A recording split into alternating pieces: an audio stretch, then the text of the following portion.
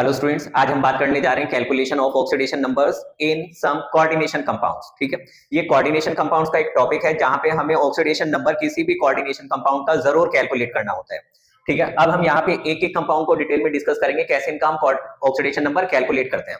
देखो, एक चीज तो तुम लोग याद रखोगे कि ऑक्सीडेशन नंबर क्या होता है, किसी भी एलिमेंट पे या किसी भी कंपाउंड पे जितना फॉर्मल चार्ज प्रेजेंट होता है, this is called oxidation number. ठीक है, याद रखना कि अगर हमारे पास कहीं पे भी मान लो वाटर यूज हो रहा है H2O, ठीक है, उस पे कोई भी चार्ज प्रेजेंट नहीं होता है, इसलिए उसका ऑक्सीडेशन नंबर हमेशा हम 0 लेंगे। अगर कहीं पे भी NH3 यूज हो रहा है, NH3 पे भी कोई भी चार्ज प्रेजेंट नहीं होता है, इसीलिए उसका ऑक्सीडेशन नंबर हमेशा 0 लेंगे। ठीक है, अब देखो जैसे यहाँ पे हमें पहला कंपाउंड दे दिया, और यहाँ पे एक चीज और याद रखो कि जितने भी हमारे सेंट्रल मेटल एटम है, इनका ऑक्सीडेशन नंबर हमें कैलकुलेट करना है।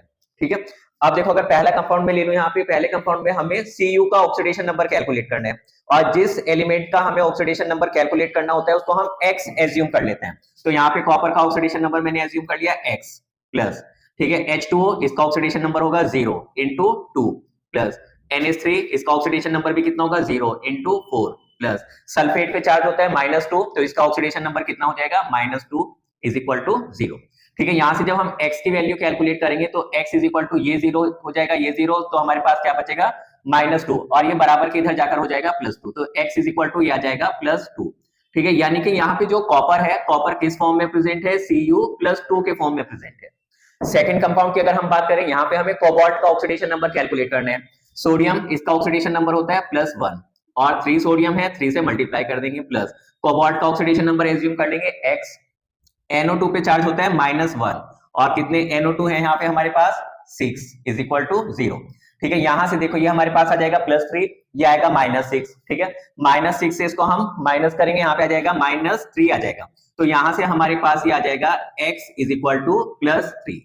ठीक है, यानी कि यहाँ पे जो कोबाल्ट है वो किसके फॉर्म में प्रेजेंट है, CO+3 के फॉर्म में। नेक्स्ट कंपाउंड, यहाँ पे हमें आयरन का ऑक्सीडेशन नंबर कैलकुलेट करना है। देखो पोटेशियम, पोटेशियम का ऑक्सीडेशन नंबर होता है +1 इंटू 3 प्लस आयरन हम एज्यूम कर लेंगे x प्लस ऑक्सीलेट पे चार्ज होता है -2 इंटू 3 इज इक्वल टू 0।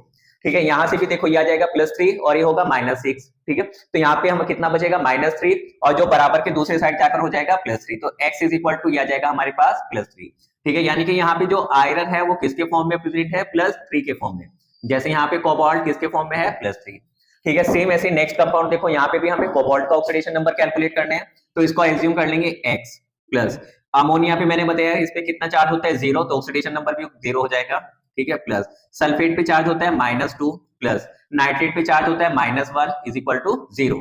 ठीक है, यहां से जब हम x की वैल्यू कैलकुलेट करेंगे तो x इज इक्वल टू ये हमारे पास आ जाएगा +3। ठीक है, यानी कि यहाँ पे भी जो कोबाल्ट है ये किसके फॉर्म में है, +3 के फॉर्म में। अब देखो जो नेक्स्ट कंपाउंड हमें दिया है यहाँ पे, इसमें भी हमें कोबाल्ट का ऑक्सीडेशन नंबर कैलकुलेट करना है, तो इसको मैंने कितना एज्यूम कर लिया x प्लस ब्रोमीन, यानी कि जितने भी हेलोजेंस हैं उन सभी पे -1 चार्ज होता है, तो ब्रोमीन पे भी कितना चार्ज होगा -1 इंटू 2 प्लस En, En एक एब्रिविएशन है इथिलीन डाइएमाइन या फिर इथेन 1,2 डाइएमाइन। ये भी एक न्यूट्रल लिगेंड है, जैसे NH3 और H2O ये एक न्यूट्रल लिगेंड है, वैसे ही यहाँ पे En भी एक न्यूट्रल लिगेंड है, इस पे भी कोई भी चार्ज प्रेजेंट नहीं होता है। ठीक है, तो इसका ऑक्सीडेशन नंबर भी हम कितना लेंगे 0 इंटू 2 प्लस Cl, उस पे कितना चार्ज होता है -1 इज इक्वल टू 0। ठीक है, जब हम यहाँ से इसको सोल्व करेंगे, अब देखो ये हमारे पास आ गया -2, ये हो जाएगा 0 और ये -1। ठीक है, तो x इज इक्वल टू ये हमारे पास आ जाएगा यहाँ पे +3, तो यहाँ पे भी जो कोबाल्ट है ये किसके फॉर्म में है, +3 के फॉर्म में।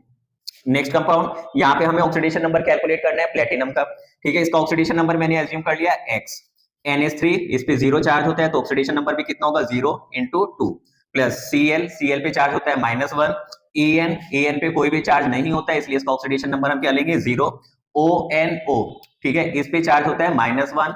ठीक है, और Cl पे कितना चार्ज होगा -1 इंटू 2 इज इक्वल टू 0।